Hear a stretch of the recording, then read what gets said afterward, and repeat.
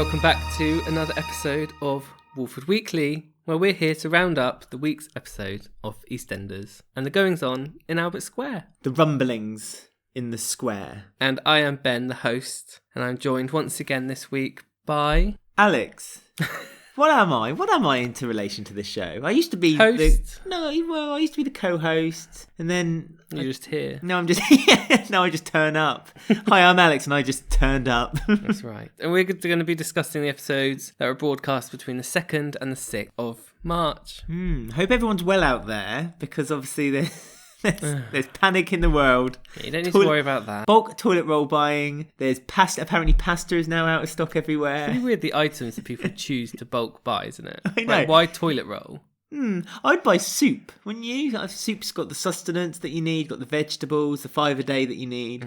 And I'm surprised that they haven't shoehorned a kind of storyline into EastEnders this week. They probably will in a few weeks. Yeah. But we're not here to talk about topics or anything like that. We're here to talk about EastEnders. We're not being topical anymore. Just a bit of fun. Just a giggle. Everyone to listen to forget about their troubles. Although EastEnders was in a bit of trouble this week for me. Oh, are we going to... I mean, what did you think about the week in general? Monday was good. Well, obviously it wasn't broadcast on Tuesday and Wednesday in the UK this week. No. So they kind of squeezed them down the end of the week. So Monday seemed really isolated and on its own, and it was such a poor episode. I'm sorry, kids, but it was such a poor episode on Monday that it left me almost forget what happened when we got to Thursday. But it picked up. It picked up near the end. Yeah. But a few disappointing exits, I think, that could have been a bit more better done. A lot of it felt disappointing to me. Oh. Whereas I feel like I don't even want to talk about EastEnders. We'll have to. Wow, it's that bad, is it? Well, it's very empty, isn't it? An empty vessel.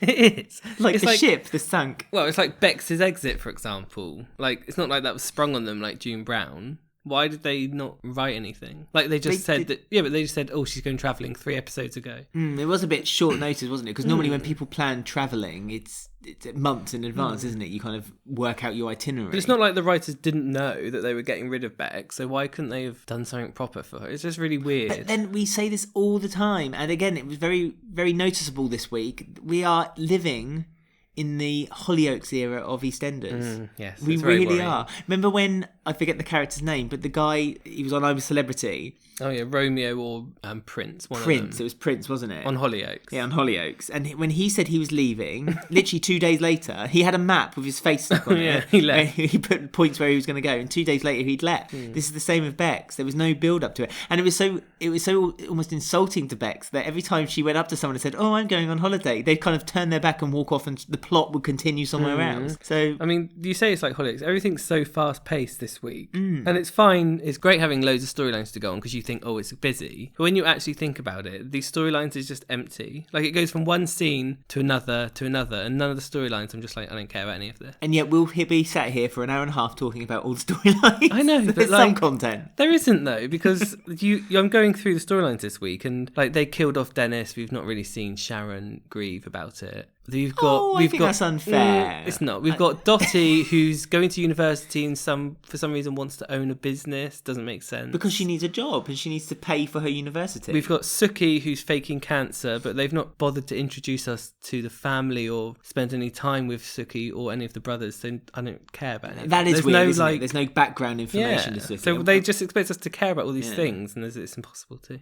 When Jean, again, we'll probably talk a bit more in depth of this, but when Jean was trying to investigate about Suki after Shirley's warning, the fact that she was asking one of her sons information was a bit like, well, he probably doesn't know any more than we do. Let's be honest. Yeah, it's really, it feels very odd at the moment. And background music and sound effects. We were worried about this last year when Bailey was looking in the telescope. We thought it was going to happen every now and then, and it slowly drip fed, and now it's in every episode. I mean, are you talking about when Linda was looking for all the vodka bottles? Yes. The montage. I'm talking about the sound effects of Whitney walking around with noises behind her. But did you not... It happened with Ian and Dotty. I was about to say, did you not enjoy the Ian Dotty one? I liked it when they used it for Ian Dotty. I know I liked it because it felt like his whole world was collapsing inside. Yeah, if it was just them that week, that's fine. But it's like Hollyoaks uses it every episode with background music, and now they're slowly feeding it into us, thinking we won't notice. The Hollyoaks era.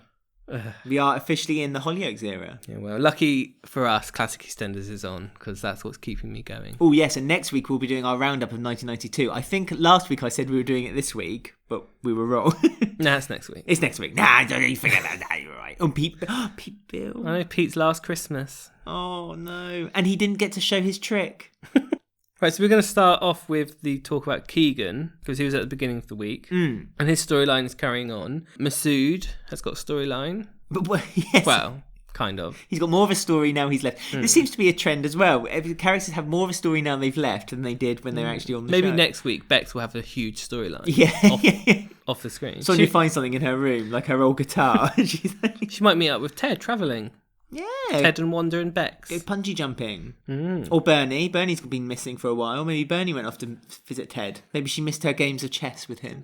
But yeah, we've got Keegan. He's got like the new van. Very clean, I thought. It's not a new van. It's an old van. Yeah, but like it's new for him. But it was in good condition. I don't know where it's been this whole time. Because last time we saw it, hadn't the wheels been stolen and it had been spray painted? No, it was just parked outside Walford East, wasn't it? And it was like an extension. So if you went into Walford East to have a meal, you could then leave Walford East and have another meal. We haven't seen it for months though. No, it's not been seen. But then maybe they got Dotty to kind of give it a bit of a tinker and got it all sorted out again. Oh, yeah. Ikra was the one who got it organised as a kind of present for Keegan to say, like, here we go. You're having troubles on your moped. You keep getting stopped.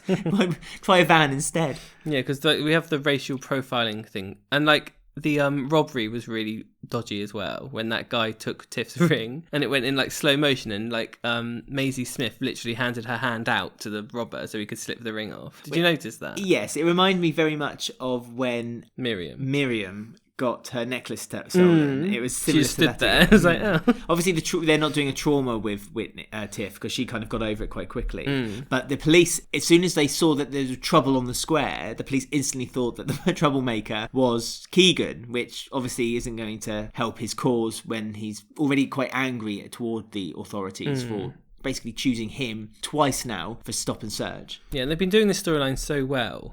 But I thought the one in the hospital was a bit of like a misfire. Yeah, I mean, it didn't really make sense. Keegan didn't really have much. There wasn't much reason behind his anger for me, anyway, because he seemed to think that he was getting ignored. But that is how A&E works. If an emergency comes in first, then they get seen first. And okay, admittedly, there was a few people who'd been sat in reception and kind of like, oh, I've cut my finger, or I've got a splinter in my nose. Yeah. But it's Keegan needs to understand that unfortunately that's how an accident and emergency department works, and it's frustrating for everyone, not just for him. And to be fair, he was in quite a quiet A&E anyway. There didn't seem to be much bustle, and he didn't even have any injuries. That's why he wasn't being seen. It was a trauma to the head, wasn't it? It was a head injury, and that was kind of what he was basing his. Really, I should be seen first because a head injury is an emergency. It's seen as quite important because if there's a leak in the brain, if there's a bleed in the brain or something like that, then obviously it could be fatal. But I still think it was a bit of a misfire. Like the way they were. I don't know. Did they want us to not agree with what Keegan was doing and show that he's in a mindset where he feels he's being picked on when he's not now? Is that what they were trying to do, or were they trying to make us think that the NHS was racial profiling? No, I think they're being very clever with who Keegan interacts with as well, because obviously they're of, to use a term, a minority race as well. They're of colour, and so it's interesting that Keegan feels that he's not got some kind of link. He feels almost outside this loop that basically perhaps these other people have been let into, and it's a strange one, isn't it? So it's maybe to Keegan it's not just race, it might be also his class. Because the British are very much about class system. Yeah, that's true. And so he's like, you might have this qualification working in the NHS, or you might be a police officer, so you've worked your way up to become this thing. I'm just a sandwich boy. I'm just a sandwich boy. I'm a tailor. Yeah, exactly. I've not had Walford Towers. I've not had the same opportunities as you've had, and I'm trying to work my way up, but you're not allowing me to get to that point. Yeah, I thought it was really odd how Karen and Mitch also reacted to it. Like, Karen's known for like barging in, standing up for her kids, like this big matriarch Taylor, but she just sat there eating crisps. Well, it's funny that you're right, because Karen, Mitch and Tiff basically kind of told Keegan that he's making almost a mountain out of a molehill. So again, going back to your point originally, were we meant to think that perhaps Keegan's gone too far this time? Or is there a limit where Keegan should have stopped? But there was that line from Mitch where he said, it's just the way it is, so you can't change it. Yeah, which is a silly thing to say. Because, you know, if we all thought that way, then we would have the same laws 50 years ago that we would have today. Like, you and I wouldn't be able to cohabit together in a house, for instance. No, things shouldn't stay the way they should be. They are now. People should fight for the cause, but perhaps Keegan needs to choose his battles better. Yeah, it's just strange, because we said this when this storyline first started a few months ago. We said, you know, it's a great storyline, but where does it go? Because you can't... Like, Keegan as a storyline, as a character in EastEnders, there's no end arc for this story. So I don't really know where it can go, or if it'll just trickle out, or... I worry if they're going to take it down an extremist route. And he does something... really ridiculous, yeah. Keegan joins maybe an extreme group of some sort and, you know, does some kind of attack on something or someone or a group of people. I hope it doesn't go that way. I hope they Keegan takes the higher ground, shows people that he is better. Like he did when he was first stopped and searched. Like, he took the higher ground. He knew exactly what he had to say to the police officer, asked for the right paperwork to be given to him. But that's when Vinny said that you're doing that wrong. If you do that, they'll continue to pick on you. So, and his relationship with Vinny is interesting too, because Vinny was introduced again this week, and he asked Keegan for a job, and so obviously maybe there is a story developing between Vinny and Keegan. Why does Vinny need a job though? He's just got like the call centre, and the exterminator business. Yeah, but maybe he doesn't want to work with his brothers. Jags? I wouldn't want to work with Jags. I mean, the one plus point is that Jags still has no lines. He had one line this week. I know. I almost posted it on Twitter. I said, "Oh, we got our one line," and I think it was something really redundant, like, "When's dinner?" Can't see his contractor being renewed, can you? Oh no, not Jags. Right, I'm going to go on to talk about Whitney now, because she had a big week, and so did Gray, because he's got a boss. Powerful female boss. Yes, and I bet he is hating every minute of being talked down to by her. She is quite condescending, old Laura. They are, and like the way they're showing it is almost making me feel sorry for Gray. Wow. And it's like, I don't know why they're doing it, because like Chantelle's being a bit like, I don't know. Like, I don't think Chantelle's done anything wrong. No, she hasn't done anything wrong, but she's being a bit like, they're showing her kind of be like naggy-ish almost, but they haven't shown that before. I think she's showing real support to Gray. Think? Yeah, she's saying to him, like, you know, you've taken a lot on, but I believe you can do it. And I think she's genuinely concerned that the fact that he's not sleeping, he's beginning to lose his charm a little bit, his thread, like in the courtroom, it wasn't the courtroom, wasn't it? It was the judge's chambers. Yeah, the living room. Yeah. He like lost his thread and wasn't able to keep the case up and wasn't able to argue the point of the defence. And I think Chantelle was listening to when Laura was talking down to Gray and she was listening. You could tell. I think she seemed genuinely concerned for him and worried that. Or she was worried. Concerned for herself. Yeah. She thought, oh, Gray's going to take this out on me. And it is interesting that his boss is female. I find that really interesting. And she's this real power mad person. And that's obviously where he can't talk back to her. So that's why he's kind of relaying it back to his wife with his anger, I guess. I wish they'd shown like almost that the violence was bubbling up inside of him when Laura was talking to him as well.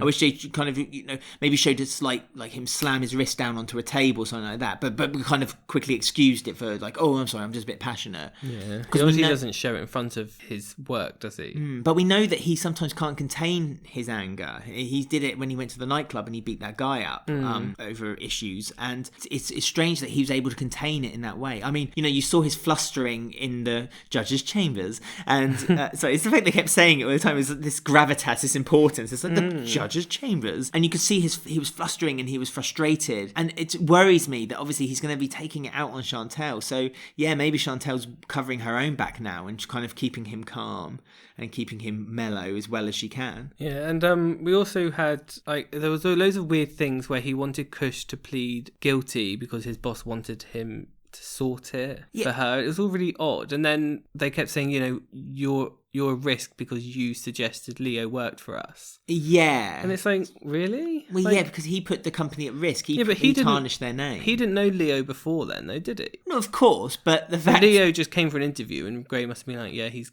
did a good interview. Like, how I don't see how they can blame Gray for hiring Leo. It's really odd. And then suspending him as well. But with solicitors, would they not do a background check of some sort, see his legal history? I'd blame the woman. What's her name? Laura. Yeah, but then she hired a she's at the top. I blame her. She hired Gray, who also has a criminal Exactly. record, almost had a criminal record. But, I mean, it was obviously Gray's responsibility to hire someone, and he didn't do a full enough check on Leo. And so now all the blame, obviously all the partners of the law firm are all Finding someone to blame. Yeah, and they're basically pushing someone off the cliff, and they've basically found their culprit, and that is Gray. Their scapegoat, you might say. Because I did find it odd, not odd, but a bit funny when Gray was like, I'm so stressed, I've got 2 cases on. I was like, surely solicitors are used to having more than one case. Multiple cases. But they are quite big. Well, at least one of them is a murder charge. That's quite a big case. You think you'd have to focus. And again, that's what Laura said, wasn't it? It's like you need to focus your attention on the Whitney charge because she needs to be seen as innocent, or else, again, the law firm is in disrepute. Sorry. I did feel sorry for Gray, though, because Whitney didn't help herself. She kept butting in, and Gray was like, no, just be quiet, during the living room scene in the chambers. The judge's chambers. And the defence woman who's obviously doing it on behalf of Leo, she was really weird. The actress. Oh, what? Yeah, right. And so she was completely one tone throughout and was really posh. She was like, she stabbed Leo in the chest without even knowing. She just was awful. I know, she was awful. Really bad. I mean, that was terrible. And I think they should have just let her talk, because I think she would have eventually talked in such a boring voice. The judge would have been like, oh, sorry, did something happen then? Okay, you get bail. But, Kush did plead guilty, and then obviously Whitney didn't get off at the same time, so he's upset about that. Yes, because he pushed Kush, the Kush push, into... He could get Kush off. He said he could get Kush off. Which we all could. Mm-hmm. Very steamy scenes between Kush and Gray this week. I know, when he started doing Kush's tie-up for him, I was like, oh. Twitter was alive. And Goodness. He said to Kush, if you plead guilty, it helps Whitney's cause, and she will more likely then get found innocent herself. And he kind of lied to Kush and said, if you plead not guilty, you go to prison for years. But I don't think... that was the case. Well, I think he was trying to just make him plead guilty. Yeah. I mean, to say that, your reputation is on the line, which is what Kat was arguing, and to say, your son will have a dad with a convicted record. Living in Walford is... It's going to happen at some point anyway, isn't it? I mean, he's got an aunt that's got a criminal record, he's got a mum that's got a criminal record. It's not... To Arthur... It's fine. Yeah. He's named after someone who has a criminal record. Arthur will have a criminal record within a year. Arthur will do something in playgroup, probably kill one of the toddlers, and, he'll be in a criminal record in no time. And also, with Whitney at the end, because she got found guilty, she's not on bail, she's a flight risk. Even though she handed herself in and... her stalker is dead, so she's not really a flight risk. But she is a flight risk because she could escape the country because she doesn't want to be convicted for a crime. Yeah, but she handed herself in, so that shows. But only after she went to the party and she got herself told off, which Mick has a lot to answer for. All Mick's fault. See, don't take Mick's advice. I know. How's Mick's getting off scot-free? Oh, they lied, didn't they, and said he wasn't involved. Well, in order to help facilitate her case. But Mick's not really one for giving good advice. A couple of weeks ago, he suggested to Linda that she has just 1 or 2 drinks every now and then. How did that turn out for you, Mick? You broke your wife's foot. But they've built a prison set, so I'm guessing this is going on for months now. Slightly different to the Mick's prison set. Yeah, a bit better, a bit high budget. But it's a female prison, so that's automatically more fun. You were hoping for a Bad Girls remake for the next couple of months. I'm hoping for Chrissy to turn up, but I don't think she will. But, obviously I think this is going on for months now with Whitney. But again, there's not much peril because we kind of know Whitney will get off, don't we? Do we know Whitney's going to get off? Of course she will. I mean, Whitney, she's got a stall to do. Yeah, but the actress deserves a little break. They're going to obviously we're obviously going to follow her through her prison storyline. So once she's done that, then, because...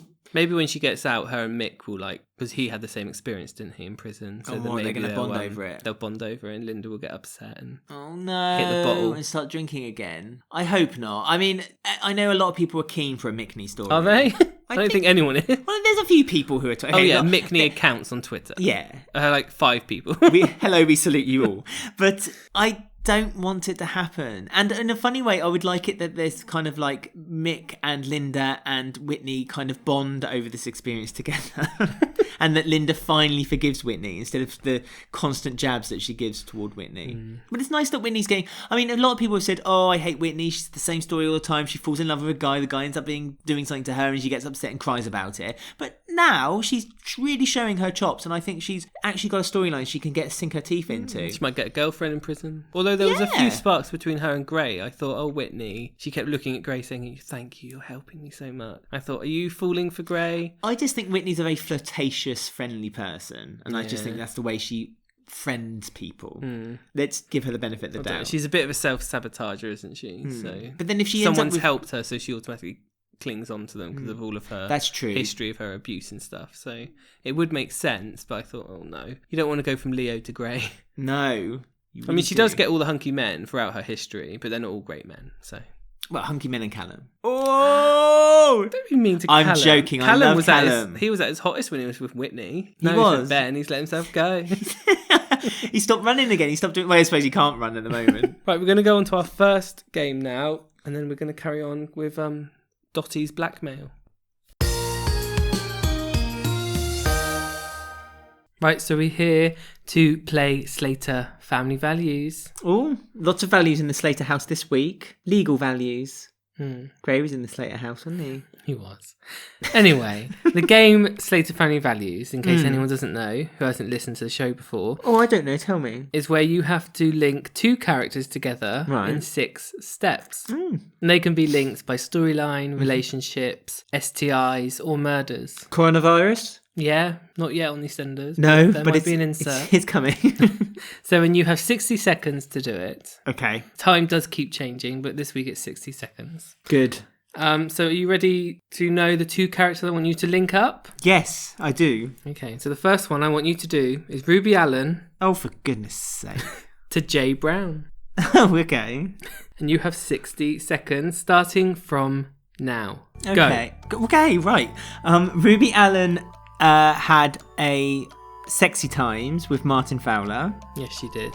Yes, after the consent story. Martin Fowler is married still to Stacey Slater. Always like to put Slater and Slater Family Values.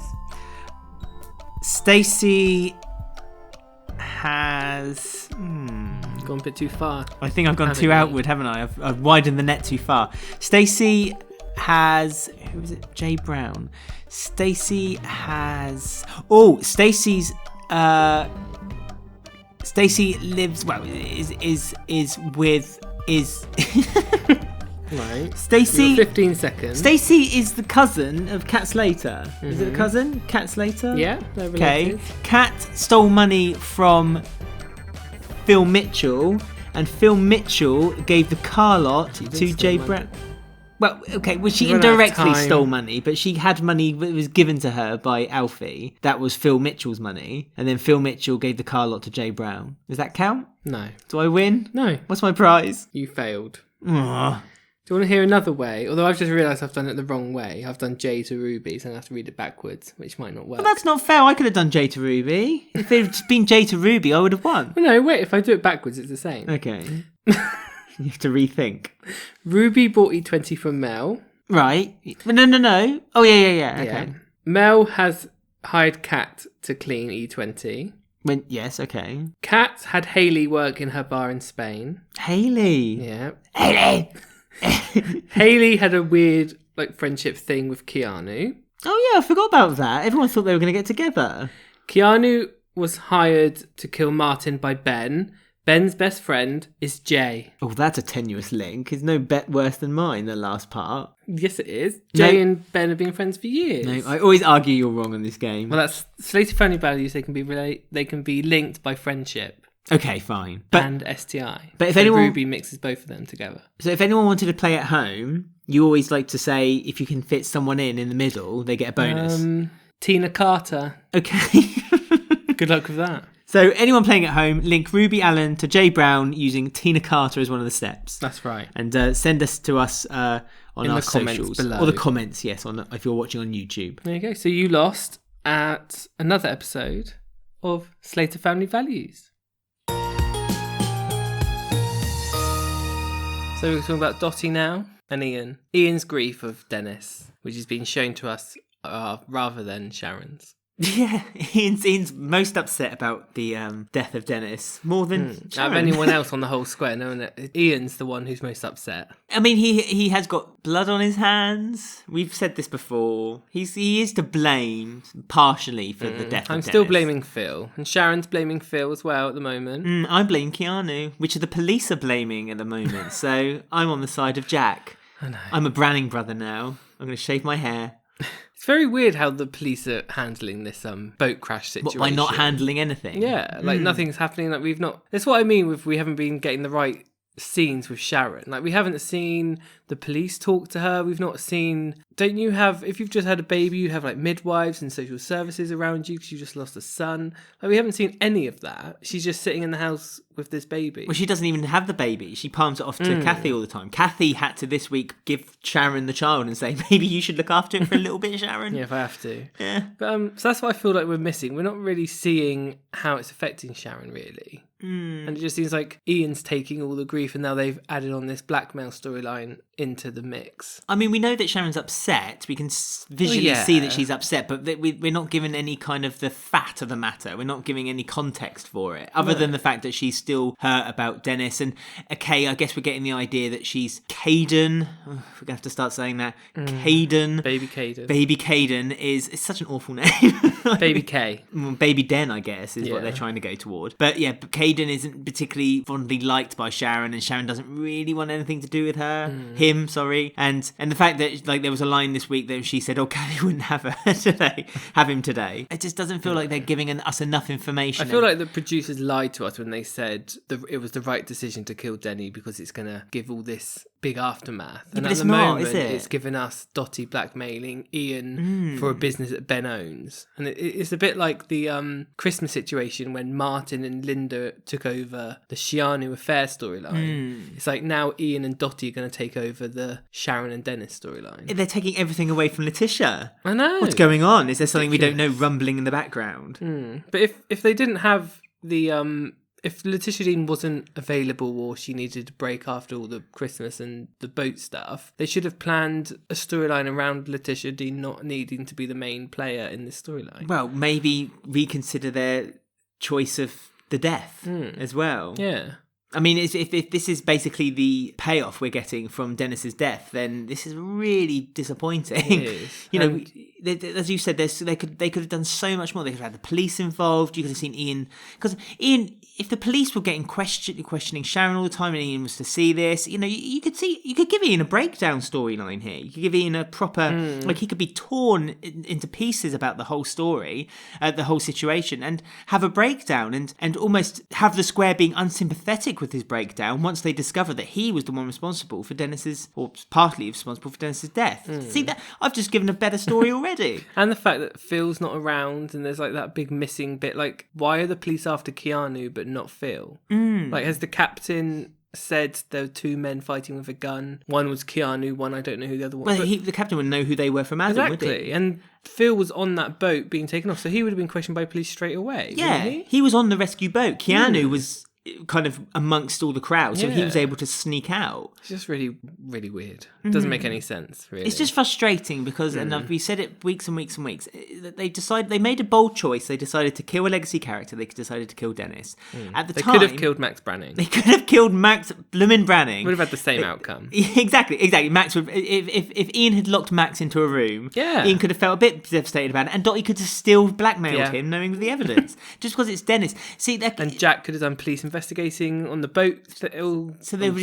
Jack could have got his duster kit out and started doing fingerprints underwater, not realising that it wouldn't really work, because that's what Jack does. But I mean, it just feels like a lost cause now. It feels like they've ruined it. They've gone wrong here, and they're almost trying to recon it quickly by almost ignoring it happened, which is bad. It's like, okay, you made that choice. Now have the conviction of going through with it. Really go through with every single storyline for the last 2 weeks. Should have been front row centre. We should be spending half an hour every week talking about Dennis, Sharon, Ian, Phil. Yeah, we should be talking about that every week. And the fact that like Lola doesn't seem to care, Ben doesn't seem to care, like that was Ben's brother. He doesn't seem to care about it all. And the fact that, don't get me wrong, Dotty has come out into like a force of her own. So that's like the one good thing. Like she's come out as a real great character. True.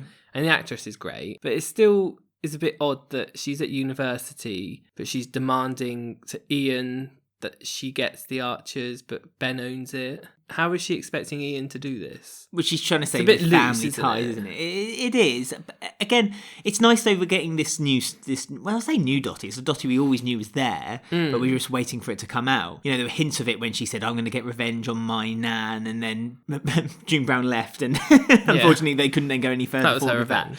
Yeah, sending her off to Ireland. But it just feels like it's fallen flat. And as great as it is that we've now got these great performances by Dotty and by Ian. Yeah, he's been really good. I thought he was like one of the best this week, which surprises me. It's like there could be so much more. And it just feels like the show, a few years back, everyone was complaining that the show was very Linda and Mick centric. Now we're in an era where it's very Ben-centric, and as much as it's your namesake, and I'm sure you're very proud of it, it's like, come on, yes, Ben's got this very important storyline, which we'll be talking about later on the podcast, but, you've killed a legacy character for this. Like, even do something with it. Sharon and Kathy sit there. They haven't really talked since she helped give birth to her. Like, we haven't had any scenes with Kathy talking about Donna, like how she can maybe relate to a child's death. Or there's loads of characters who have had child's death. Like Max could give her an ear or something, or chat.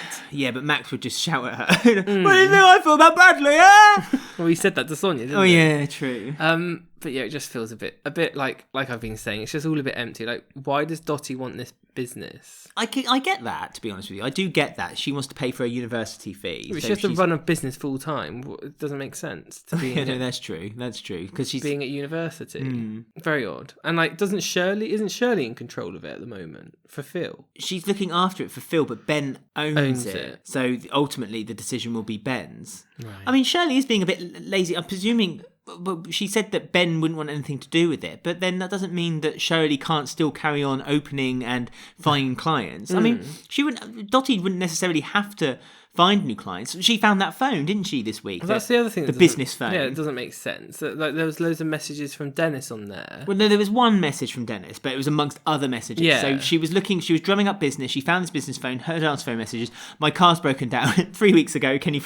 She's phoning them back. They're fine. They're like, oh yeah, I'm still on the motorway, but you can come and find me now. I need solving problem. But how come Sharon hasn't got the message from Dennis on her phone then? Yeah, that's weird, isn't it? It's not kind of... It doesn't make sense. But, he would have sent all of them at the same time, and we saw it send to Mum on his contact. Well, that message wasn't meant to be sent to the work phone, though. It was a butt dial. Well, that didn't make sense. That's what Americanized Dotty said. That's weird. I thought he would have maybe phoned lots of people and said, help, I'm stuck. But Dotty said he did it by accident. Yeah, because you heard the conversation that he was having with Ian when Ian was like, oh, I'm sorry, I didn't mean to lock you in. You know, it was very incriminating what he was saying in that answer, in that message. It was a bit strange. A bit loose, isn't it? But it's a good device, to be fair. I think it's a good device of getting the story moving along. But now Ian's got himself into an even deeper hole because he's lied to Peter, he's lied to Sharon, because he said to Peter and Sharon that he had an argument with them because he caught him drinking. Yeah, he was drinking and too he much. Disciplined him. So yes, okay, maybe I smacked him and that's why I feel a bit guilty and wrong. You know, it was an opportunity for him to tell the truth.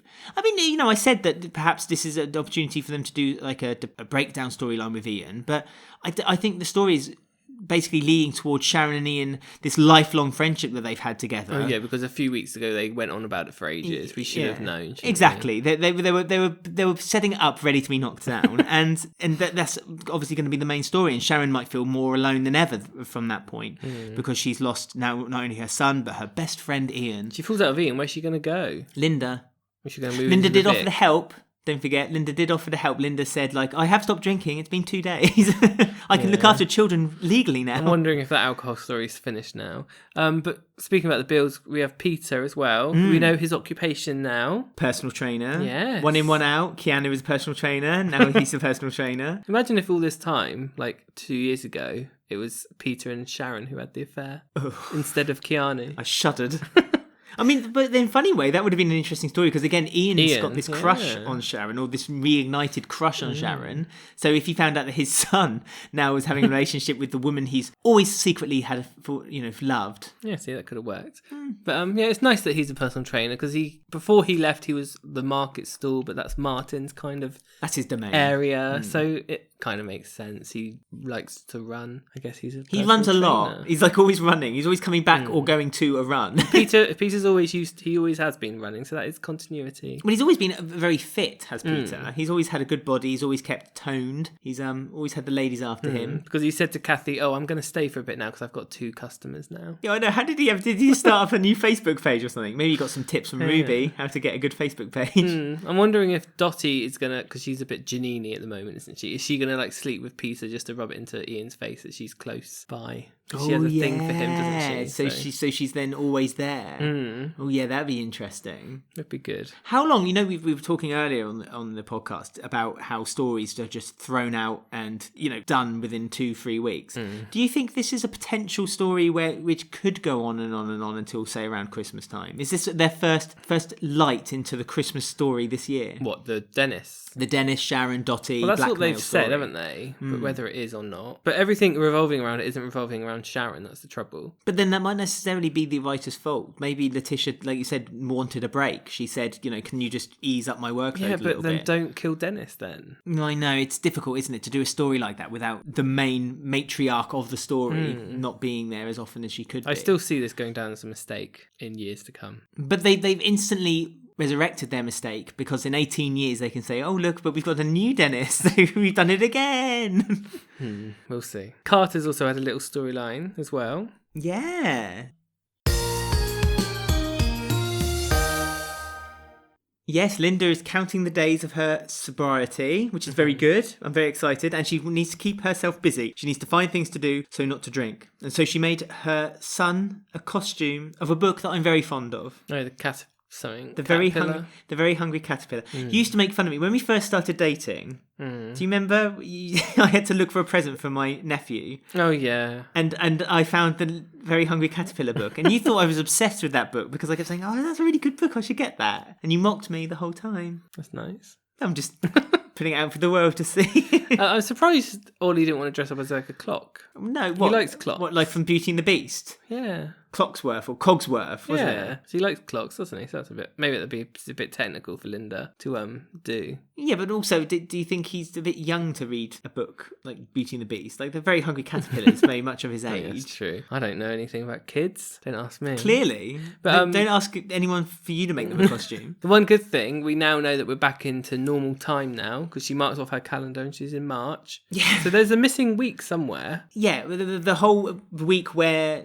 Callum was missing is the week that seems to be black hole. Yeah. Perhaps in Walford the calendar system is a bit different. It makes more, they had the Mayan calendar and, maybe they have the Walford calendar where whole weeks disappear. But for us, it's like 365 days a year. Walford is about 310. But Linda's just trying not to drink and she's going through her house and getting rid of all her hidden alcohol.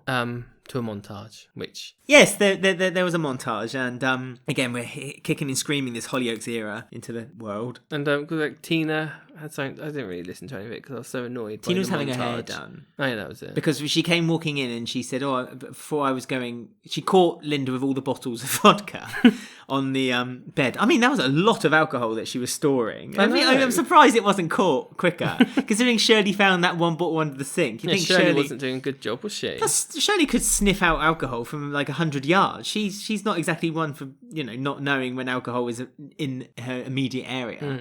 And Linda's trying to keep herself busy. That's why she asked to look after Caden, because she said, if I'm busy I won't drink, I'm safe to have the baby now, Sharon. And Sharon's like, yeah, whatever. But she doesn't care, does she? Sharon's just like, have it, have my child. Have it. I don't care if you were drinking. Burn the house down. I hope this isn't like the magical cure of Linda now. Like, we've had our Christmas and boat weeks, so now that's all we need for her alcoholism. No, I think it seems to me that they are actually playing this quite well, and that is that they are showing her now progression in her sobriety, and they need to show her at her meetings. I think she really needs to have this conversation that we keep saying that they need to give her with Stuart, because her and Stuart are in a very similar boat, or were in a similar boat for Stuart's case, and I think it would be a nice way for them to finally, because they have, from Boat Week, they were on friendlier terms, I think, especially between Mick and Stuart. Yeah, when because they Stuart saved each other's lives. And Stuart was asking Mick, is everything okay with you and Linda? Linda's a good sort. You should, really cherish it and nurture this relationship instead of trying to make it destroy around you. So they're on a good foundation. Now they just need to be able to build. And I think the best way of doing that is between Linda and Stuart and talking about how they both have their struggles now with vices. Yeah, I think there is something next week where Rainey and Stuart and Linda will do something. So that is coming up. Oh, good. But that's all there is to say about the Carters, because I'm sure there'll be more because they're the Carters, and they'll be front row centre again at some point. The show can't go 5 minutes without it.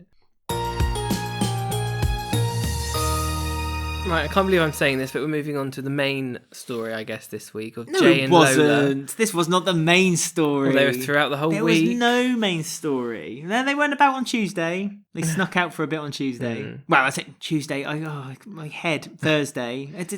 All the episodes mixed into one this week. But Jay and Lola had a storyline, which I'm assuming is going to last longer than a week. Well, it's nice that Lola forgot that she wanted to have sex with Peter Bill this week, so that was nice. She remembered she had a boyfriend. Yeah, she was against Jay last week, and now this week she was all upset that she was pregnant with Jay's baby. Well, because Jay's being nice to her, and she's all. I think she pushes away people who are nice to her, and now Jay's being really soppy with her, and she's kind of embracing it. But it will take no time for her to then forget about him again. I'm sure. I mean, if you tried, there couldn't be a more boring storyline for me, which is a Jay and Lola and a pregnancy. It's like, oh God. All three of those things are the most boring thing in the world. Well, the couple that really we don't know very much about, other than they kind of just skulk sit into around, stories. watch movies. Yeah, and spend time with Ben, because Lola really apparently all of a sudden very concerned about Ben now as well. And yeah, it's just like...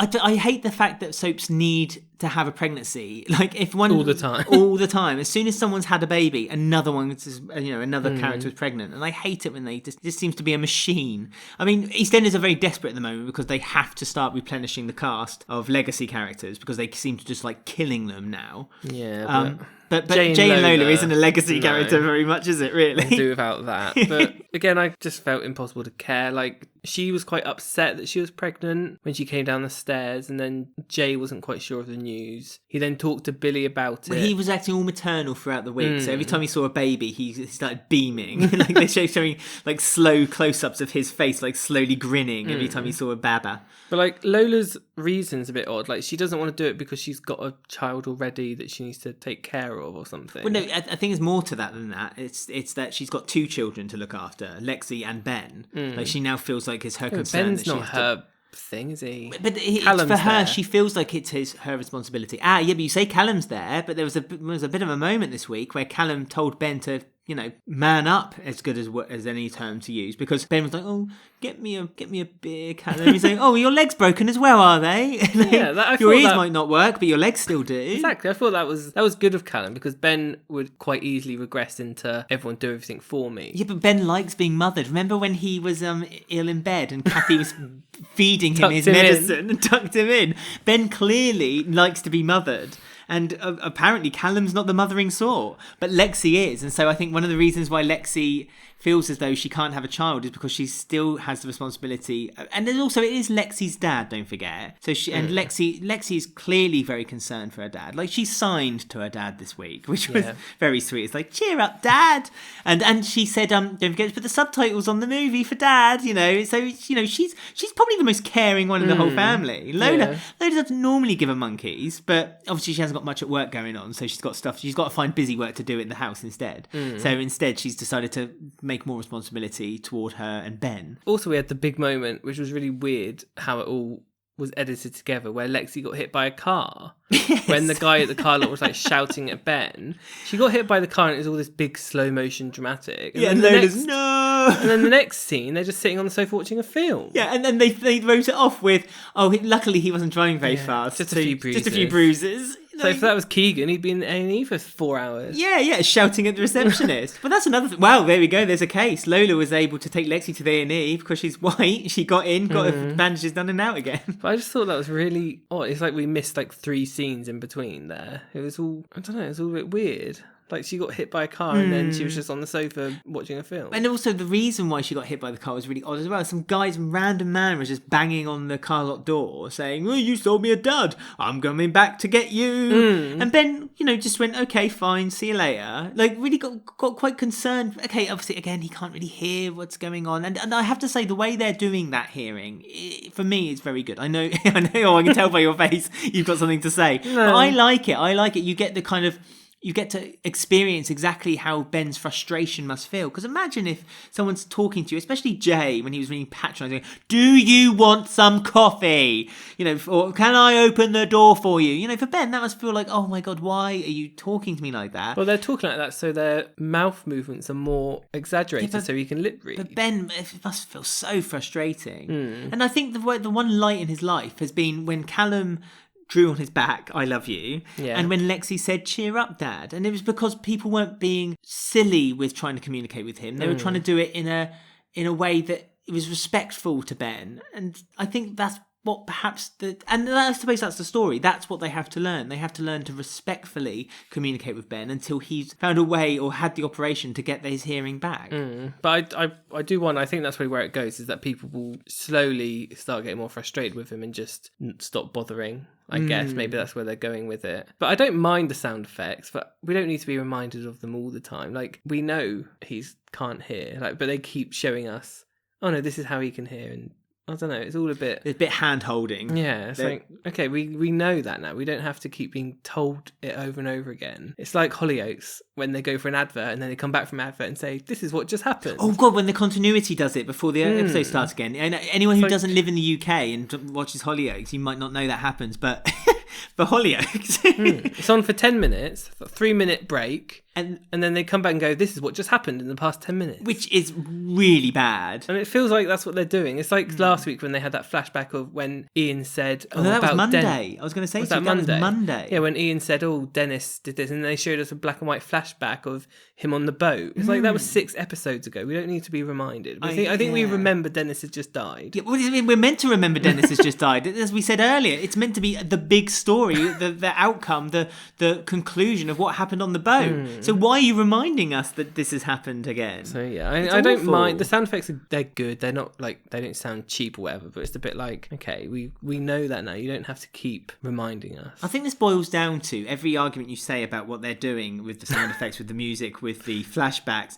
It's not that you mind that they've done it, it's that you mind that they're overdoing it and that they're doing it too much. And this isn't EastEnders that we know. EastEnders hasn't really been known. EastEnders has always been the soap that people think of as the most realistic. Yeah. Obviously, very loosely bracketed with inverted commas, the most realistic. It's never going to be a high budget drama. The set's always grotty and the houses always look lived in. It's not glossy and like studio lighting, whereas now it is. And it's like, ugh, yuck. Don't like it. And then when you front Jay and Lola to a storyline, that just gets even worse. But it was nice that Jay and Lola, the one thing I would say a positive of this story is that, normally when they do a story, when someone's pregnant and the one doesn't want the child and one does want the child, it ends up being a bit of a battle, and they stretch out the story for like a couple or 2 weeks, and then perhaps the female character ends up having a termination behind the male's back. Yeah, at least they've actually done it where they've talked it through. They were quite grown up, weren't they? Absolutely. And Jay was like, "You know what? It's your decision. You're absolutely. We've amicably decided that perhaps we're right. We don't need to have a child just yet. But in the future, I would like to have a child with you, Lola." And Lola was like beaming over that. And now Jay's going to ruin it all by asking her to marry him. Oh yeah, because he's got a wedding ring. He's going to put a ring on it, Ben. So yeah, that'd be fun. Nice wedding for Lola. I was so prepared for Lola just to be written out. So that's what I'm most upset by, that she's got a storyline. It's just she's so difficult to... Careful. Yeah, she really is, because she's just such an unlikable character. She just doesn't seem to... She's not very likeable. Like when she's talking about Lexi, like she was ill. She was like, "Oh, don't care, I've got to go to work. She's going to go to school." Yeah. It's like, okay. And like last week when she said, "Oh, I've told Lexi Dennis is dead," she's upset. It's like, okay. Yeah. Like, she's very matter of fact, isn't she? She says that Lexi's like this, that and the other, but she's very quick to palm Lexi off. It's very strange. Not even a year ago, she was planning to take Phil down, so she's not all that good. Well, and also she was desperate to get, as I said last week, she was desperate to get Jay, and then as soon as another guy who she once dated or had a thing with came back into the scene, she's like, oh, hang on. So I think that's where we're heading with this, isn't it? Jay's going to ask her to marry her. She's going to be like, oh yeah, I'd love to. And then she's going to start thinking, oh, but Peter's a personal trainer and he's tall. Yeah. All sorts. Look at my knee on top. Right, so we're going to go on to our second game now. And then we're going to be talking about Bex's exit. The big exit storyline. The big Bexit. Yeah, Bexit. Since it's a new era of EastEnders, 35 years have come and gone, thought a new game was called for. New era. Wow. Oats and Sen era. I just wanted to... It's been a year, actually. It's been a year, hasn't it?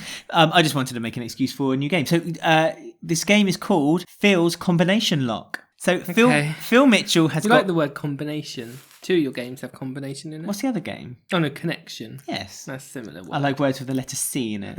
There's many a word with a C at the beginning that I enjoy. Phil Mitchell's combination lock. Lock, yes. It all. Let me. It's like the lock to the Archers. No. Let me give you some background information. Phil Mitchell has got a lot of secrets in his safe behind the painting, inside the living room, including an incriminating picture of Halfway's hat playing dress up, and we've been instructed by Halfway's hat to find it and burn it. Actual Halfway's hat? Halfway's hat. There's incrimination. Dressed up as something. He was playing dress up and he doesn't want the world to know. Right. He doesn't want it exposed. He's dead, but fine. Yeah, right. He wants to be remembered for other than this photo. We know that Phil's memory isn't what it used to be, and he accidentally dropped a small piece of paper with 4 clues that remind him of a combination lock. Right. If you can crack it, then Halfway's hat's good name doesn't get tarnished. You have 5 attempts at the safe. If you get it wrong, any attempt, it will tell you how many you got wrong, but not which ones you got wrong.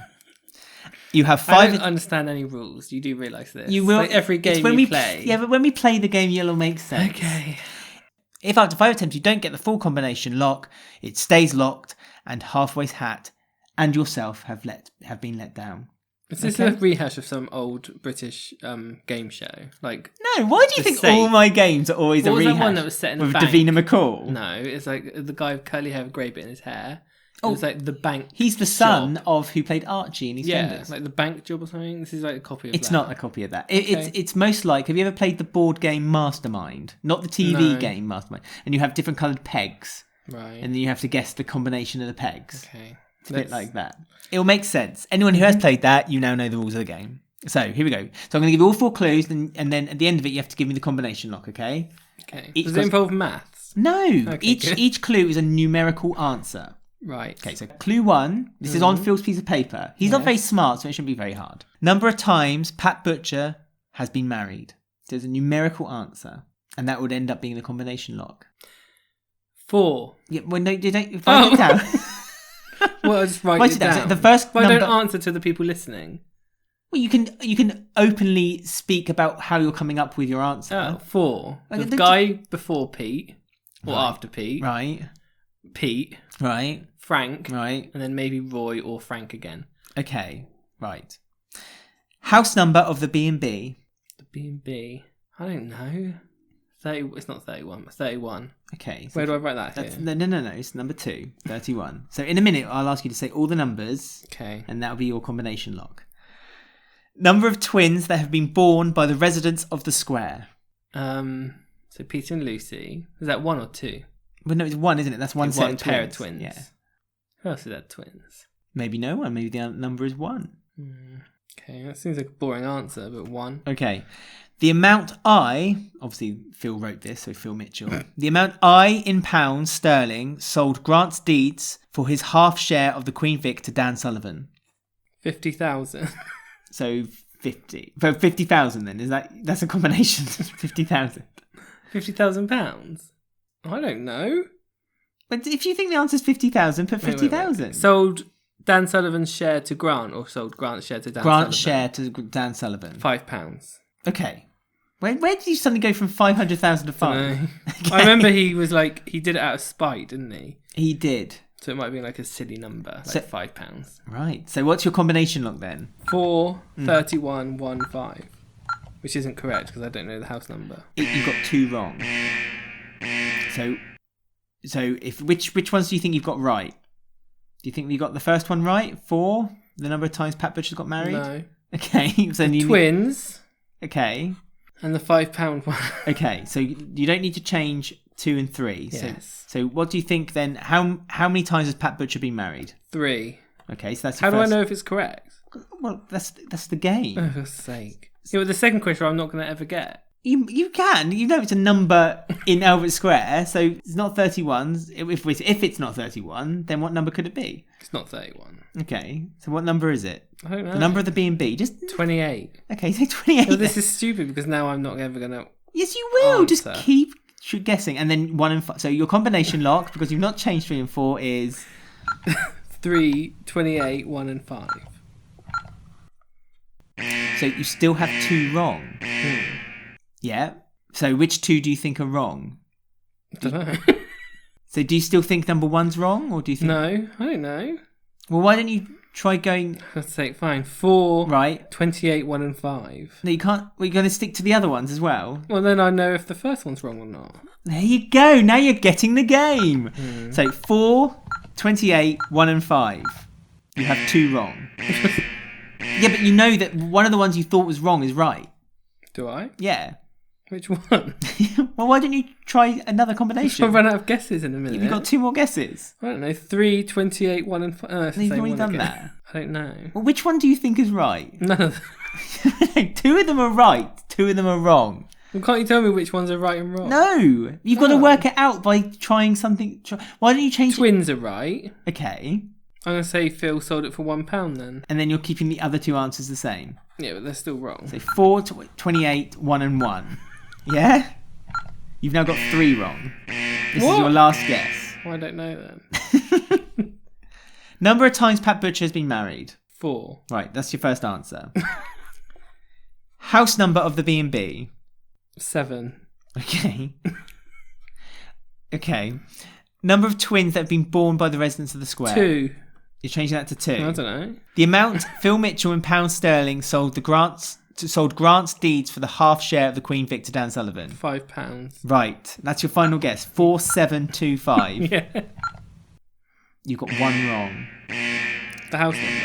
Yeah. Do you want to have one more guess? You can have a bonus guess. Because the house number is a stupid question. I said that 4 answers ago. It's not really. If you so I'll never be able to get it. One more guess. Stab in the dark. 8. Okay. Right. Well, you've let Halfway's hat down now. He's now going to be shamed for his day of dress up. Shouldn't be ashamed for that. What do you dress up as? A different hat? I don't know. I've not seen the photograph. So the number of times Pat Butcher has been married... We know that. 4. Right, and that was Pete Bill, Brian Wicks, Frank Butcher and Roy Evans. Yeah. The house number of the B&B is number 20. There you go. That was the stupid question. But it was attached to number 18 when it was owned by Pat and Frank. So you could have worked it out if you tried. No. You just gave up. We all heard number from like 1 to 1,000. No, it couldn't be because there's not 1,000 houses in Albert Square.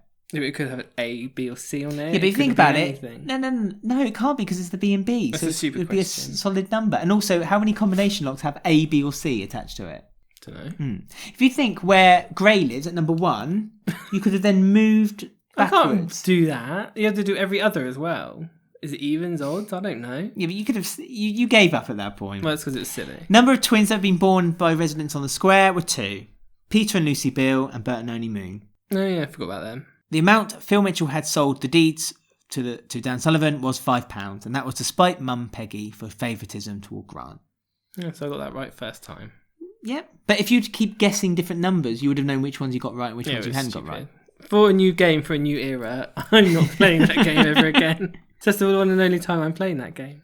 Well, I think that people enjoyed that game, and I'd be very much looking forward to hearing what people think. If you would like another round of Phil's combination lock, let us know. And if you actually got all the questions right, and you're better than Ben, also, please feel free to let us know.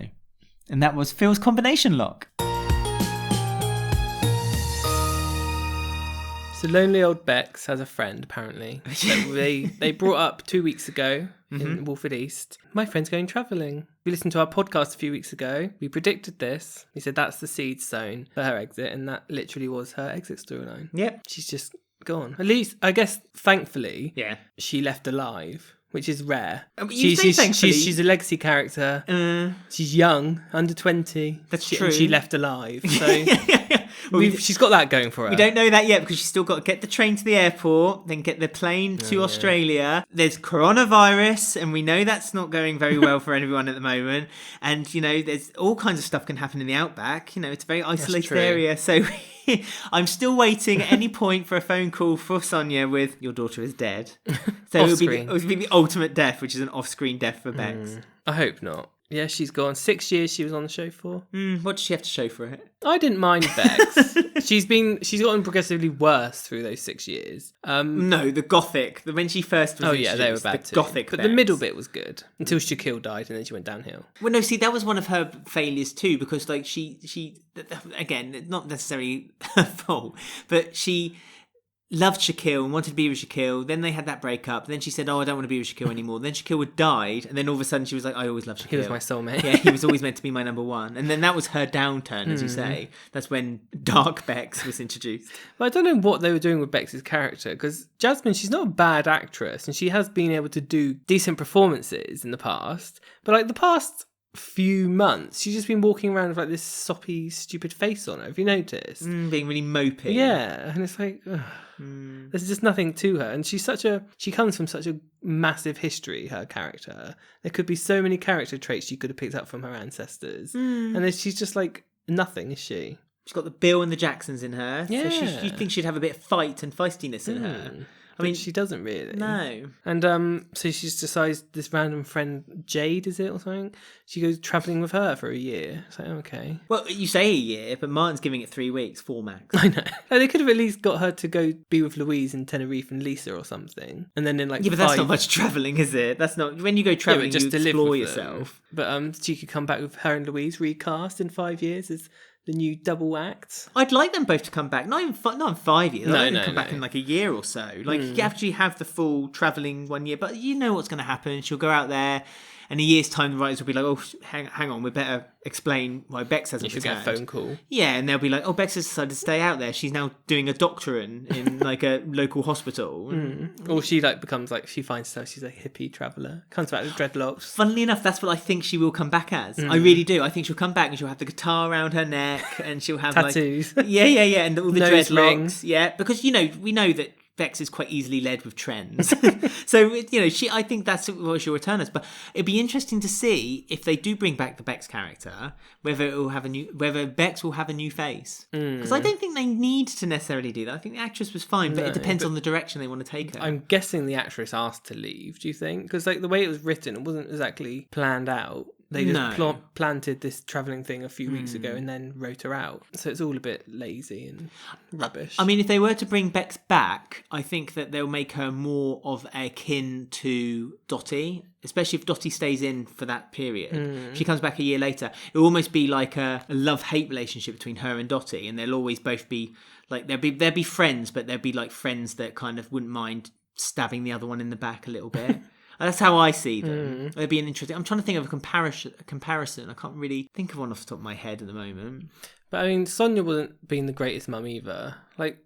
She was just acting childish. It was so stupid, wasn't it? She stole the passport and hid it. Hid it in her bedroom. Yeah. How did you find it? It was in your bedroom, Mum. And Martin knew straight away. Yeah. He was like, I've known you a long time. And he even knew where she hid it. And it's also weird the fact that they've written in that Michelle has helped pay for her. But Michelle's not contacted Sharon about Dennis. Do you know what I mean? Why bring up Michelle to us in a Bex storyline when we know that Sharon's got no money, no house, can't pay for a funeral, but Michelle would rather pay for Bex to go travelling? Do you know what I mean? I get that it's her aunt, but it's a strange thing to do, isn't it? It doesn't could have been, I don't know, something different. Do you reckon she stole some of the Lofty money? That was some of the Lofty money. Check. Yeah, that's how probably. Michelle was like, "I'll just give the Lofty money to her. She can have it. I've forgotten Lofty already." But that's Bex, and her exit was just on the tube, and she's looked back in slow motion and walked off. No Julius theme. No, nothing. Not even a final line was there. She didn't. Oh yeah, Thanks. She didn't say. No, she didn't say anything. She just smiled. Yeah, walked off. Sonia was like, "Don't forget to write," and she just went. I mean, the one good scene, the one actual decent scene with this was, I think it was Monday when Kat was talking to her about Zoe, and she said, that's how Zoe left, and it's been 15 years now, and she's not come back. Oh, and God, is that another seed then planted? Yeah, so that was quite nice that Kat was able to relay that to her, I guess. Well, isn't that where how Sonia... Oh, no, she told Sonia outright, didn't she? She said, I want to go travelling. And Sonia was like, no, you're not.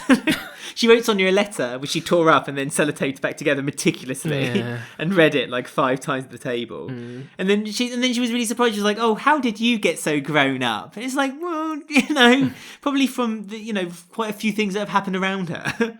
It's so really weird. Like last week at the boat thing, like we had taking drugs and contaminated drugs, and before that we had like the suicide thing and addicted to those pills. Nothing really seemed to gel. Yeah, they just plonked a story on her, but didn't. It was like it was nothing. It was such a waste. All those storylines. I'm really angry that they didn't explore Bex's suicide story. I must admit, I think that was really badly done. It was really forgotten, and it was like there was such a good opportunity, especially with people of that age, to discuss suicide, and it could have led to her having chats with Martin maybe, but the problem is that they, or even Bobby, because Bobby was getting online abuse. Like she's had that before with the nude picture and stuff, didn't she? Or almost did. So there was so much more they could have done to help explore these young characters. Like Dennis being a troll online only lasted like 2 episodes. Like there's so much more they could have expanded upon between the young cast. They didn't interact for some reason. They had that one moment just before the boat party when they had that interaction with all the young cast, and we were like, oh hello, this is interesting, this is starting something new. And now they've kind of split them off again, splintered them out to do their own stories again. If they could get together more often, just have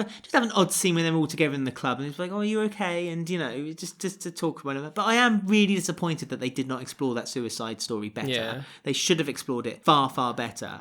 It got ruined really because they kind of Martin's storyline and Keanu and Sharon's storyline kind of overtook it. So Martin was taken out of the story because he had to be Dark Martin, and Sonia was taken out of the story because she had to be responsible for Martin and solve, some of his problems. And so then and made even Bex Lisa and Louise didn't even get involved in it because either. they got pulled out of the storyline too. And so it just made Bex an isolated character again. It just made her kind of just wandering around with nothing to do. They should have committed. Once you've decided, this goes back to the Dennis story, once you've decided on doing something, commit to it. Don't just do it for a big ratings push on a Friday and then forget about it afterwards. It's silly. I mean, if you're gonna do something and it goes wrong, fine. You've tried. At least you've tried. But it's the fact that they don't seem to have the conviction to try, and that's what's frustrating as a viewer. It is. But Bex is gone. Bye, Bex. We'll miss you. We will. Yeah. We'll miss you. She'll come back with a song, maybe. About Shrimpy.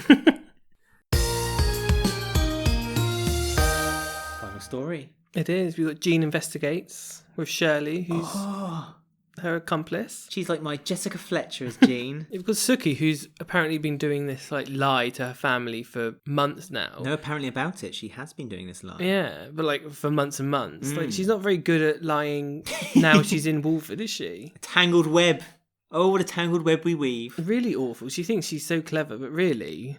It's so obvious to everyone. Her authority and her powerfulness is starting to slip, isn't it? You can tell. Like, it only works with her family, I guess. That's right. And now she's integrating herself and her family with the square. This, Walford, where everyone knows each other's business. She's now letting her mask slip a bit, and she's not doing quite so well at keeping it. Because she said, like, oh, I've never met someone like you before to Jean, didn't she? And she was like, oh, okay. This is she's not going to be as easy to just fob off because she's looking for something to distract herself. So she's homing in on Suki, and but Suki's not being very clever. Like she's eating really quickly and loads of breakfast in front of her, like a full English breakfast in the cafe. And she's digging holes in front of everyone. Yeah. It's like she's not playing it very well. And Shirley spotted it immediately. Shirley's no one's fault, is she, really, to be fair to her? Especially when she wears that pink suit. She knows exactly what she's up to. That was so funny. That was all for Daniel, because he had his ashes done and they wanted lots of colour and stuff. Yeah, but she never looks... I've never seen Shirley wear anything other than, like, jeans and a blouse. She used to wear funny stuff, didn't she? Remember she used to wear, like, that... It's like a black glitter suit with a hat she used to wear. No! Yeah, when her and Phil were dating, or around that time, she used to wear loads of weird things. Well, like from Chicago, like the musical Chicago. I don't remember this. No, yeah, she used to wear really weird... She used to wear hats all the time, like glittery hats and things. Maybe it's because of Heather. Since Heather's died, she's gone a bit boring. She's gone a bit... Yeah, she's still mourning over Heather. Yeah, because the Daniel stuff was all fine, but it's just the end of Daniel, really, wasn't it? Yeah, fair enough. He had a funeral, a quiet funeral. He didn't... Well, there was no funeral, essentially. He'd already had one already. Yeah. months ago. The fake one, the fake funeral. Yeah. Be more Jean. So she's also saying that she has the same doctor as Jean, so Jean's trying to investigate that, and that's not making sense. And she said, "Oh, you can't," because Jean wanted to go like to all her treatments with her and pick up her pills for her. She said, "Oh no, my boys do everything for me." Yeah. So Jean invites herself into the house with Vinny. Chicken surprise. It's a variation of sausage surprise. That was such a good scene, that when she said, "Do you eat pork? I don't know. Jewish people don't. Muslims don't. What do you eat?" It was such like an ordinary Yeah, it was just a conversation was. between two people talking about religion and, your dietary habits. It was really good. You can't go wrong with chicken, apparently. No, but everyone has that. Well, for a vegan, Dotty wouldn't. You can. Yeah, Dotty wouldn't have that. But Vinny obviously slipped up and said, "Oh no, Mum doesn't let us anywhere near her pills." Yes, and she doesn't let us pick them up or anything. She does everything for herself. So and Suki said the opposite to Jean. Big slip up by Suki. So Jean is now... But this is all because Shirley had planted the idea into Jean's head that Suki isn't quite what she seems. And the second she said that, Jean obviously saw all the obvious signs. Well, Jean was angry at it at first, and she kind of said, well, is it a crime to be sick with cancer? Is it a crime to, want you just have to crawl up and die then if you're... Yeah. Is it okay for us to, be happy and want to, represent life? And so she got a bit upset by it. But then when Shirley came and spoke to her in the cafe afterwards and said, I didn't mean to offend you, but it's just very strange where the things are. And, we are... And it's a really nice friendship, isn't it, between Shirley and Jean? Yeah, it is. I love their friendship. It's one that's... Shirley didn't say sorry. She wouldn't apologise because Because she knows she's right. She's adamant she's correct. So it was really good. But we know that Shirley, because we've learned a lot actually in this short time. I think the character that's developed the most in this short space of time has been Shirley. Like, she's shown her emotional side, she's shown her feisty side, she's shown that she will fight tooth and nail for her family and her friends. Shown her pink side. And she's shown her little pink. And, it's just everything that we didn't really know about Shirley. We always thought Shirley was a bit cold-hearted, didn't really do anything apart from herself, shouted across the bar at people, had a few good one-liners. But this new rounded Shirley, I'm really enjoying. And she's much better as a real character. I think she's the real revelation of like what's happened these past few weeks. Like we've been a bit negative these past few weeks about how the show's direction is going. But have we? A little. Well, you have. But Shirley has certainly rounded off the character, and to see more of Shirley actually excites me a little bit. And it's interesting to see what happens. Like, how does Suki stay in the show? Because finding out that she's lied about having cancer is bad enough, but piggybacking on Jean, who actually has had cancer, is like even worse. Yeah. And I mean, Jean did impose herself onto Suki a little bit, but that doesn't excuse for making basically using then Jean as a scapegoat and for her own excuses for her cancer, inverted commas. We still don't even know the ultimate goal, like why Suki is really doing this. We kind of thought it was to get her family and Ash back, but like, what is she planning to do in a few months? It's really odd. And like, when it comes out, it's obviously going to come out quite soon because Shirley and Jean know about it. Like, what's going to happen? Like, is everyone going to ostracize her? Like, is she going to have any friends? Is her family going to abandon her? And I wonder what's going to happen. Is she going to suddenly become ill and then everyone will be like, oh no, you're faking again? I don't know. I got a feeling that this could be a case of like Jags is the only one who supports her, and then she'll basically leave and Jags will go with her. So then we'll just be left with Karat, and Vinny and Ash. The three that are good. They are good, yeah. Although I enjoy. Suki's really good. No, I love Suki. It's such a shame they've given her this almost limiting storyline, but which has an ultimate end. But then they did that with Stuart, and they kept Stuart. Stuart has somehow clawed his way to the top again and become a character that, for me, I've taken interest in. Yeah, we'll see what happens. But I think you're right. I think there is no obvious turning point for Suki here, other than the fallout of what's going to be. Unless she silences people one by one. Yeah, but she doesn't have that many to silence, really. The only one who's going to be of concern will be Jean. Shirley. Jean and Shirley, I guess. Yeah, they're the ones. Because really, other than Jean and Shirley, Suki hasn't really gone out into the wild of the square just yet. She's made a few friends here and there, but she's not commonly known, like the Palliser brothers. Shirley would tell eventually everyone, did. wouldn't she? if She it does she come will, out. I suppose. But And there's also Ash, who's a doctor. Like, she should have worked it out by now. she did work it out. Oh yeah, she was suspicious, wasn't she? She was suspicious. So, She's been yeah. suspicious from the beginning, but she's almost given the benefit of doubt because it's her family and she's trying to make amends with her mum for the greater. I don't think she's even doing it for her mum, Ash. She's doing it for her brothers. Yeah. Or Vinny, more specifically, because there is that relationship between Ash and Vinny that is clear. But the other two, I don't think there's much. But it is strange, like, we haven't really seen the family much. Like, they're not really doing anything. They've been on it 8 months. Yeah, but they did this with Habiba and Ikra. They've Still are. introduced this. Well, not so much with Ikra, but they introduced this.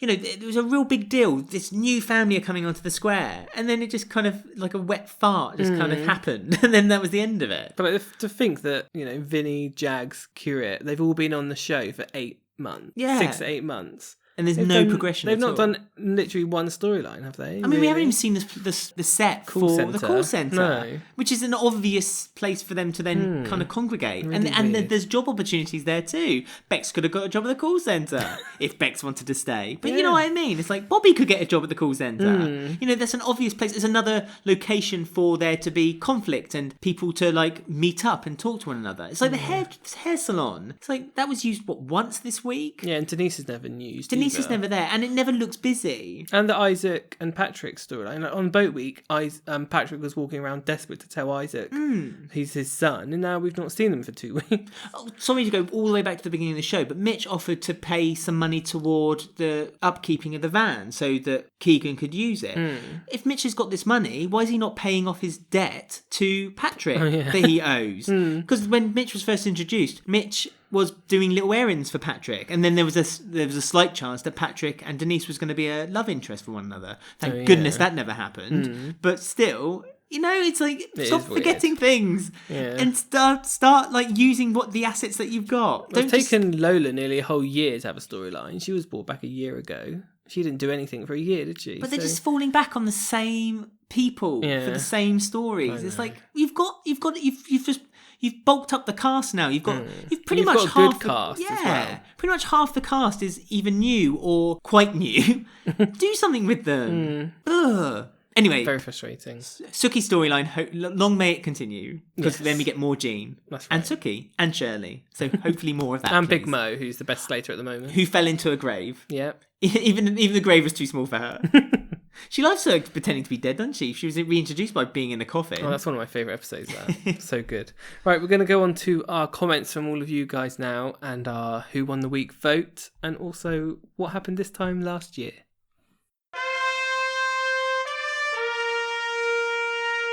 You know me, I ain't one to gossip. So it's the end of the show where we go through some of your comments that you sent to us throughout the week. We find out who you voted for, who had won the week on EastEnders. But before we do any of that, we delve into the past in Ben's breeches and find out what happened this time last year. And obviously the birthday game, which is always good fun. We have Carter's birthday. Oh, give me the date. 7th of March, 1942. 42? Shirley? No. That's insulting to Shirley.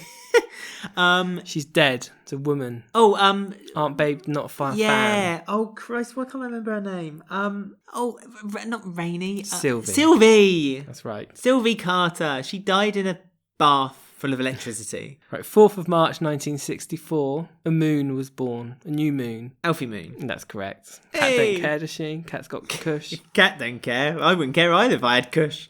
Right, 1st of March 1969, although that is disputed by a year, because his age was changed in the early days. But a Bill was born. 69? Ian Bill. Yeah, that's correct. Yeah, it has to be. So they didn't celebrate his birthday. Kathy didn't care.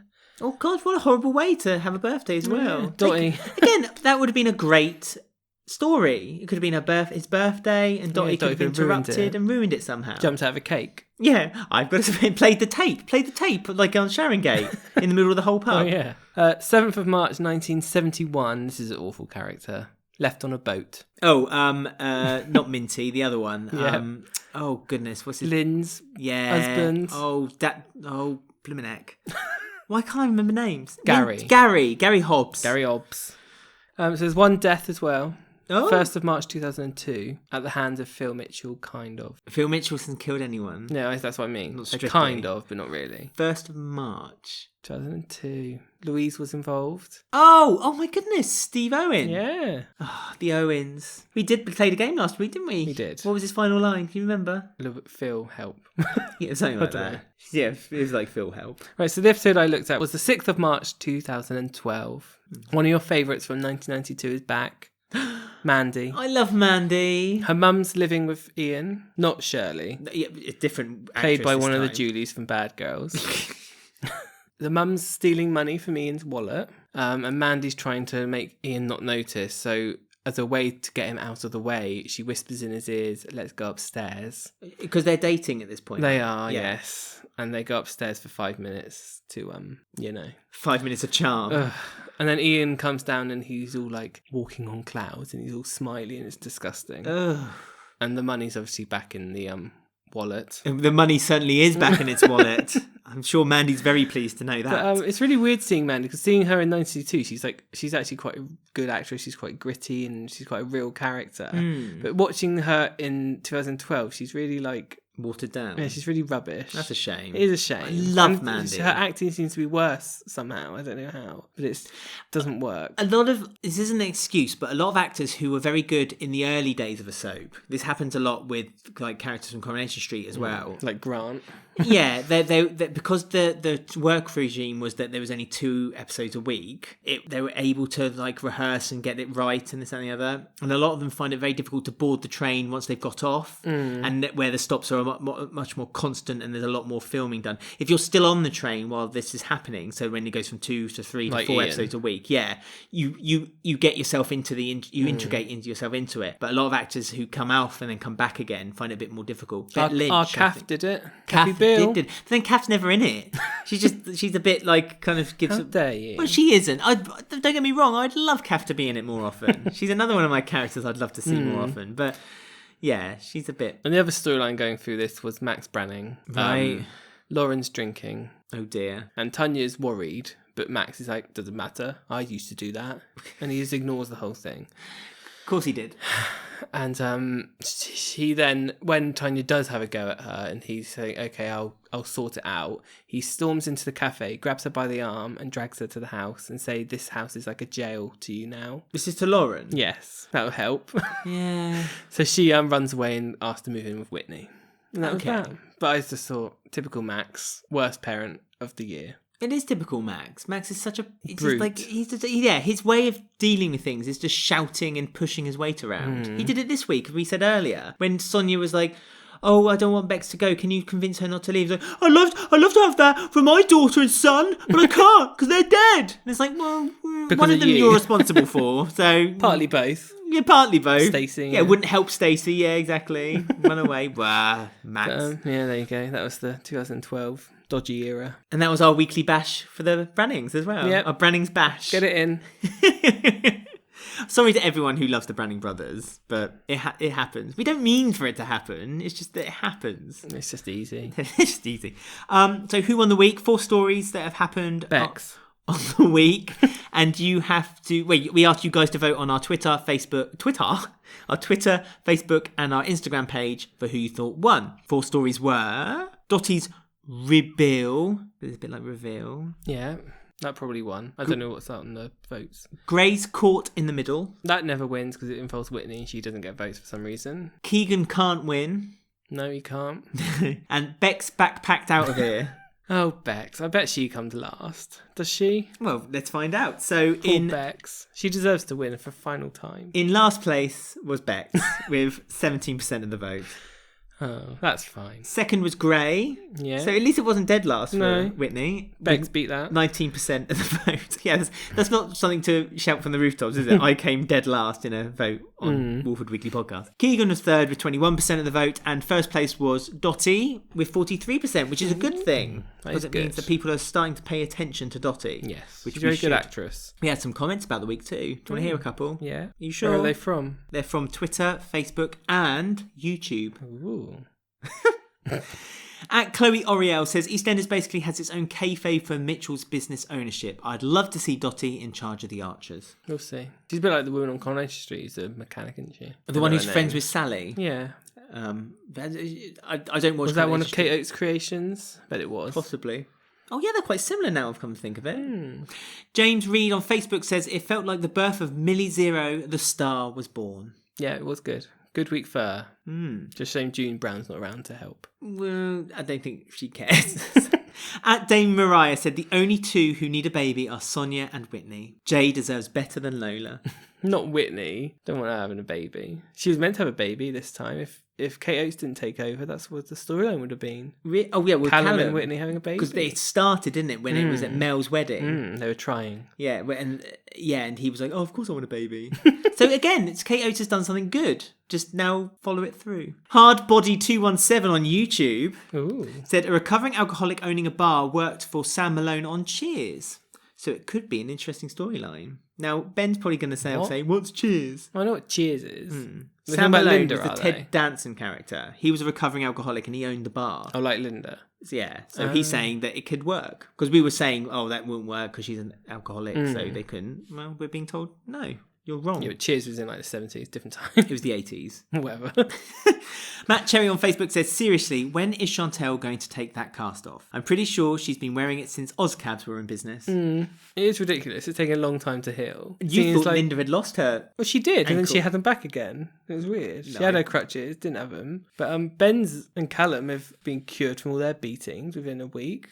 Chantelle's still got a hurt wrist. No. Callum, something happened where Lexi kind of jumped on him or something, and Callum went, and they went, be careful, he's got bruised ribs. So they did remember. Little Ellie99 on YouTube says, I agree with both of you about being worried on where they will take the hearing storyline, but so far it's really good. But I do hope Ben will be able to hear again soon. I worry about it because next week Danny Hardcastle's back, which is literally the last thing I ever wanted to happen. We all thought he'd been written out of existence. Well, we thought he was meant to be a continuing character, left because of the awful story, the human trafficking. Yeah.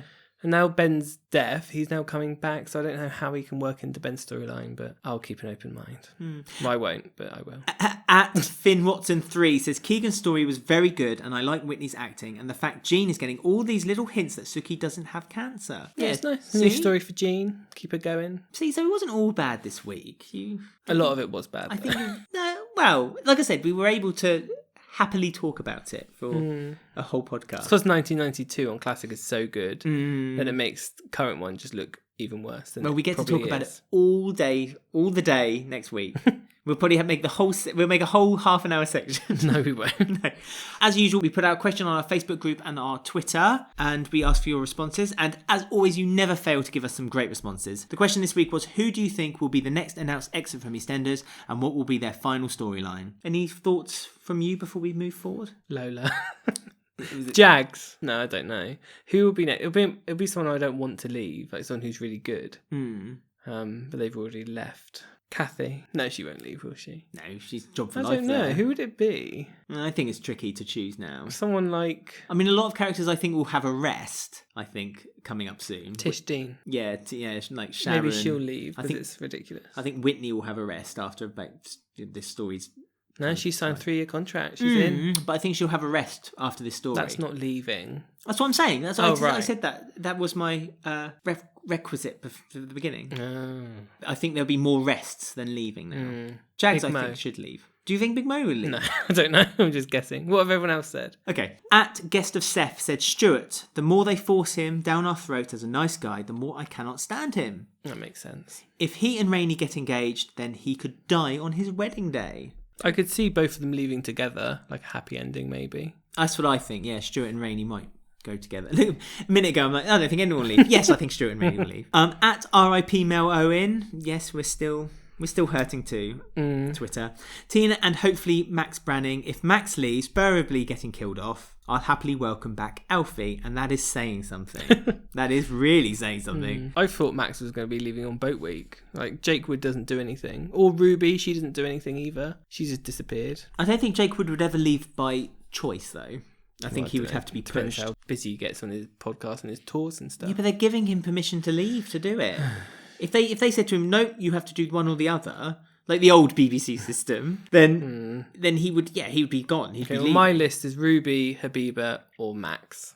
They've just got nothing, no storylines. And do you agree that Max should die from having a heart attack after having sex with someone's wife? Yeah, whatever. He can do whatever he wants. As long as he leaves. As long as he's gone, who cares? Pete Shields on Facebook said Sharon won't be able to live under the same roof as Ian once she finds out. Sharon and the unnamed baby, well, we know the name now, Caden, will jump on the same plane as Bex and head to Sydney to be with Michelle. That didn't date very well because Didn't she's date already very gone. well. I know, but she can still go and meet up. At RJK Duggan said, I hope, but doubt it's Whitney. I know it's not a popular opinion, but I've said it. And Olivia Moore followed it up with, I fully agree with this. She has the same storyline over and over again. It's always a problem with the bloke. It is. And now she's possibly going to have a problem with Gray or an affair with Gray. But I like Whitney, so I don't want her to leave. A couple more then. At Jamie Coleman T said, Stacey, I hate her and haven't missed her. I need Janine to kill her off once and for all. Janine should push Stacey off the Queen Vic roof and say, tell Bradley I said hi. Gosh. I'd like that. What? No, not Stacey. She's too good too. Yeah, but it'd be okay with someone like that. Maybe Sharon should push Ian off the roof and say, tell Dennis I said hi. Okay. And this is a long one, but I loved this one. This was many, many tweets. It kept going blip, blip, blip every time I was reading it. At Asco's Grove said, Denise, she's moaning as per usual, so nobody realises that she has the coronavirus. Then they realise that she has infected everyone and they kill her. With the square terrified of the virus, Jay refuses to deal with the body, so there's nothing for it. They build a giant bonfire in the middle of the square and burn the body. Ugh. Linda, who is drunk, of course, and starts dancing and chanting around the fire, but she falls in. Mick screams and jumps in too, so there is no landlord or lady, and everyone calls out, who will be the new Queen Vic landlord? It is Phil. And Phil steps out of the dust and takes his rightful place back in the Vic. Gosh, it's very elaborate. Could happen. Sounds about right. 3 deaths. Denise. Mick and Linda. Yeah. Why Denise? A bit mean. I mean, she is the gossip, isn't she? I have a feeling that Kim's not coming back. No, she's due back, isn't she? Yeah, but they said that before Christmas. They said she's due back around Christmas, and then she appeared on the computer and then disappeared. Maybe that was her return. Yeah, so I'm a bit suspicious about her. There's been a few surprise stories, though. Perhaps they're going to do a Jane with her and just have her appear without anyone knowing. Because that was quite good when the Jane came back and everyone was like, oh my God, can't believe Jane's back. Kim's not the type of character to do that, though, is she? Really? It depends on the story. Maybe she got some evidence to find where Vincent is. Hollyoaks. That's where he is. Oh yeah, I forgot he's doing that. He's in Hollyoaks now, so he's not coming back. Yeah, but we are due EastEnders Hollyoaks crossover. I'm just waiting for it to happen. They are the same show now, so yeah, might as well.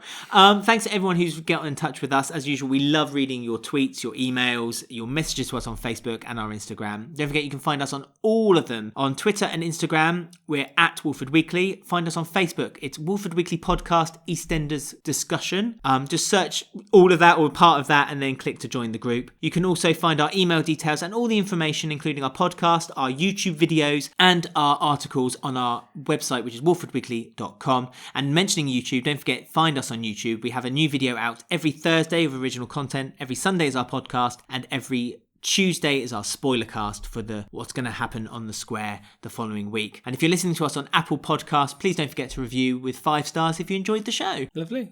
If you've done your admin now, Ben was doing his email while I was going through all that.